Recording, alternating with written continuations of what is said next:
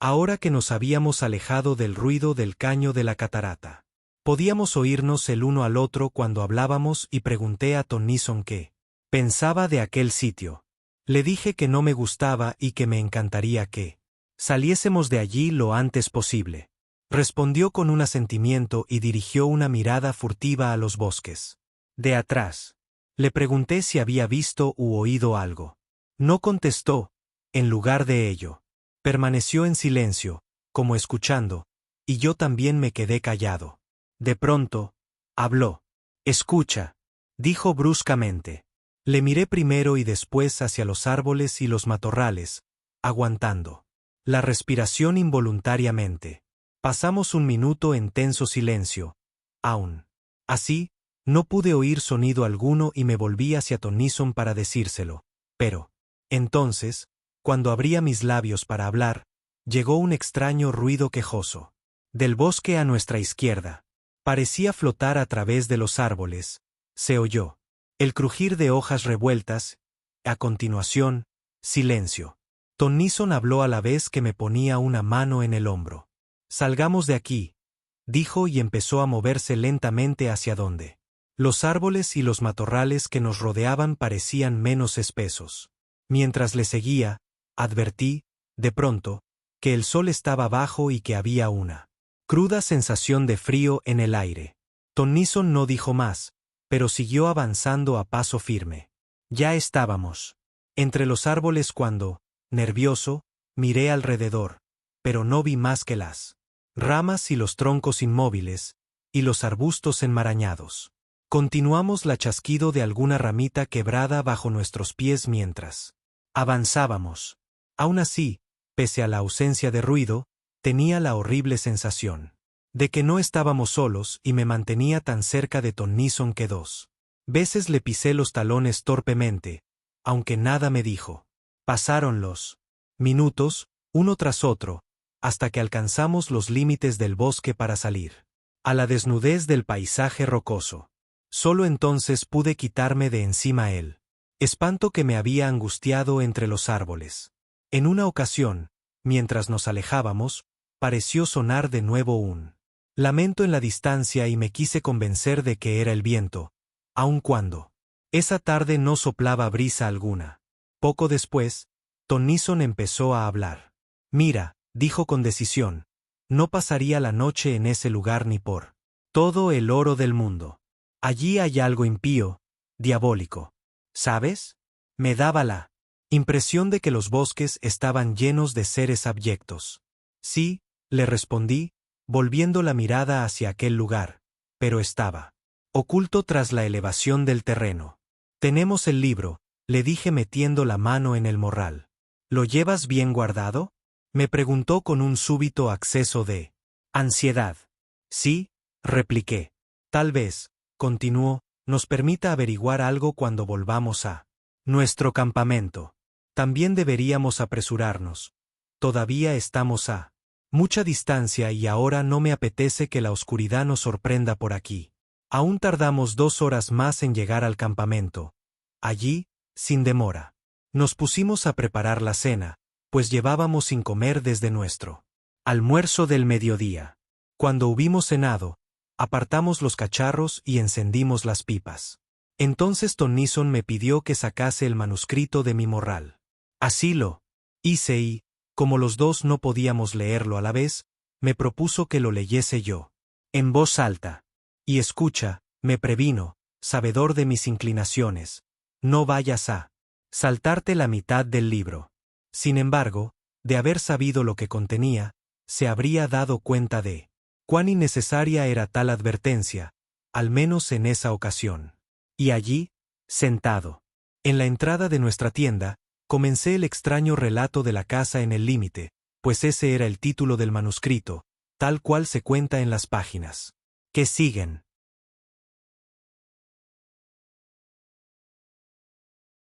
Capítulo 2. La planicie del silencio. Soy un hombre viejo. Vivo en esta casa antigua, rodeada por unos jardines enormes y descuidados. Los campesinos que habitan los páramos de más allá dicen que estoy loco. Es porque no tengo relación alguna con ellos. Vivo aquí solo con mi vieja hermana, que también es mi ama de llaves. No tenemos sirvientes, los detesto. Tengo un único amigo, un perro. Sí, antepondría al viejo Pepper a todo el resto de la creación. Al menos me comprende y tiene suficiente sentido común para dejarme solo durante mis periodos de desánimo. He decidido iniciar una especie de diario.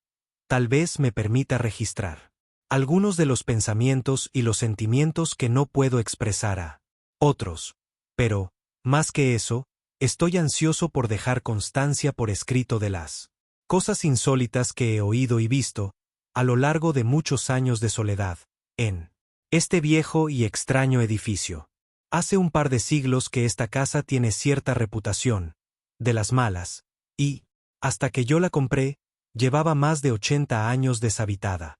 En consecuencia, me hice con este viejo lugar por una suma ridículamente pequeña. No soy supersticioso, pero he dejado de negar que en esta vieja casa pasan cosas que no puedo explicar. Y, por eso, necesito aliviar mi mente, recogiéndolas por escrito en la medida que me sea posible hacerlo. Pero, en caso de que este diario mío llegue a ser leído cuando yo ya no esté, los lectores sacudirán sus cabezas, aún más convencidos de mi locura. Qué antigua es esta casa. Y, sin embargo, llama menos la atención por su antigüedad que por su pintoresca estructura, curiosa y fantástica en grado sumo. Está dominada por pequeñas torres y pináculos curvados cuyos contornos se antojan llamas vivas, mientras que el cuerpo del edificio tiene forma circular. 115. He oído que se cuenta una historia entre las gentes de la zona de acuerdo, con la cual el diablo construyó este lugar. Sin embargo, eso da igual. Si es verdad o no, ni lo sé ni me importa salvo porque ayudó a rebajar su precio. Antes de que yo llegara, debía de llevar ya unos 10 años aquí cuando por fin vi algo que justificaba la creencia en las historias que se contaban entre los lugareños.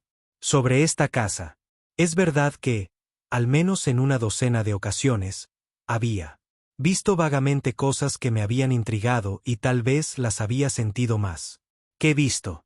Después, a medida que los años pasaban y me avejentaban, con frecuencia advertía que había algo que no podía ver pero que estaba indiscutiblemente presente en las salas y los corredores desiertos.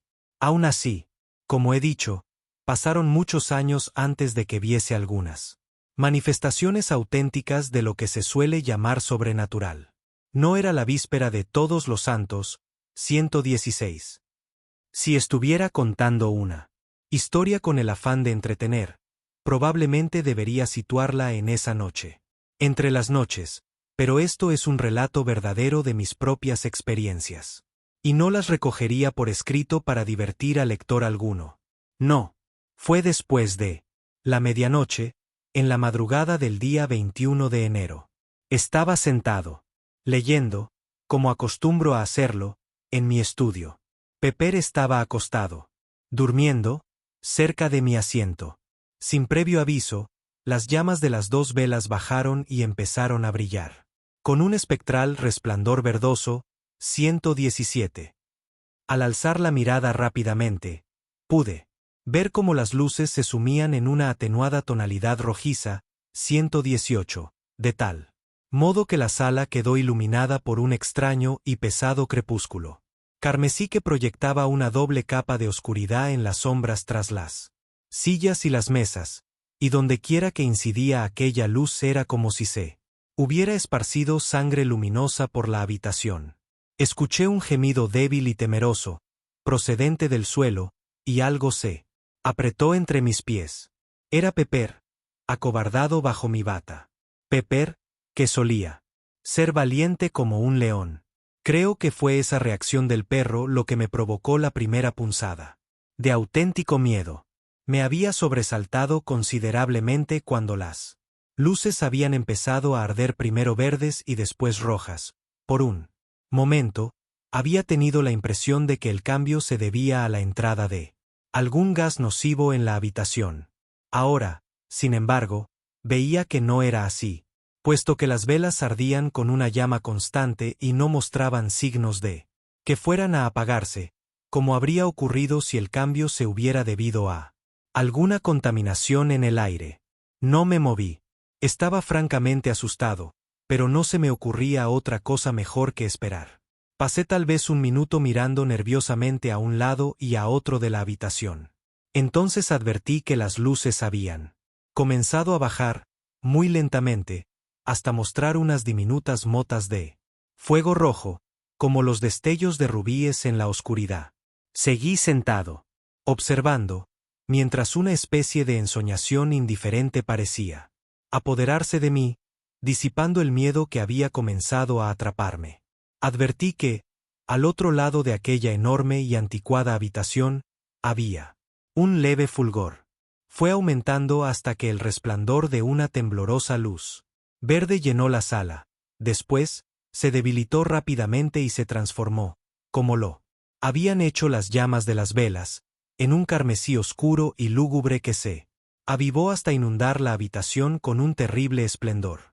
La luz, procedente de la pared del fondo, se hizo cada vez más intensa, hasta que su insoportable brillo me provocó un dolor tan agudo en los ojos, que los cerré sin proponérmelo.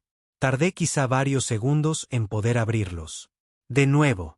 Lo primero que noté fue que la luz se había atenuado mucho, así que ya no me lastimaba los ojos. Después, al apagarse aún más, advertí de repente que, en lugar de mirar hacia aquel color rojo, estaba viendo a través de él y también de la pared que había más allá. A medida que asimilaba aquella idea, me di cuenta de que estaba contemplando una planicie inmensa, iluminada por la misma especie de crepúsculo mortecino que había impregnado la habitación. La vastedad de aquella llanura era casi inconcebible. No podía encontrar sus confines por parte alguna. Parecía ensancharse y extenderse de manera tal que el ojo no alcanzaba a apreciar sus límites. Lentamente, los detalles de las porciones más cercanas se fueron haciendo más claros. Entonces, casi en un instante, la luz se apagó y aquella visión, si es que lo era, se desvaneció hasta desaparecer. De pronto, advertí que ya no estaba en la silla. En lugar de eso, parecía estar suspendido en el aire sobre ella, mirando hacia abajo a algo oscuro, acurrucado y en silencio. Poco después, me golpeó una fría ráfaga y me encontré fuera en la noche, flotando como una burbuja ascendente a través de la oscuridad. Mientras me movía, pareció envolverme un frío helado que me hizo estremecer. Después de un rato, miré a izquierda y derecha, y pude ver la insoportable negrura de la noche, perforada por remotos destellos de fuego. Me alejé. En una ocasión, eché una mirada atrás y vi la tierra, una pequeña medialuna de luz azul, que se perdía en la distancia a mi izquierda. Aún más lejos, el sol, una explosión de llamas blancas, ardía con viveza sobre la oscuridad. Transcurrió un periodo indefinido. Después vi la tierra por última vez, un persistente glóbulo de un azul radiante, nadando en la eternidad del éter. Y yo, mismo, un frágil copo de polvo de alma, titilaba en silencio por ese vacío, procedente del distante azul y rumbo a donde se extendía lo desconocido.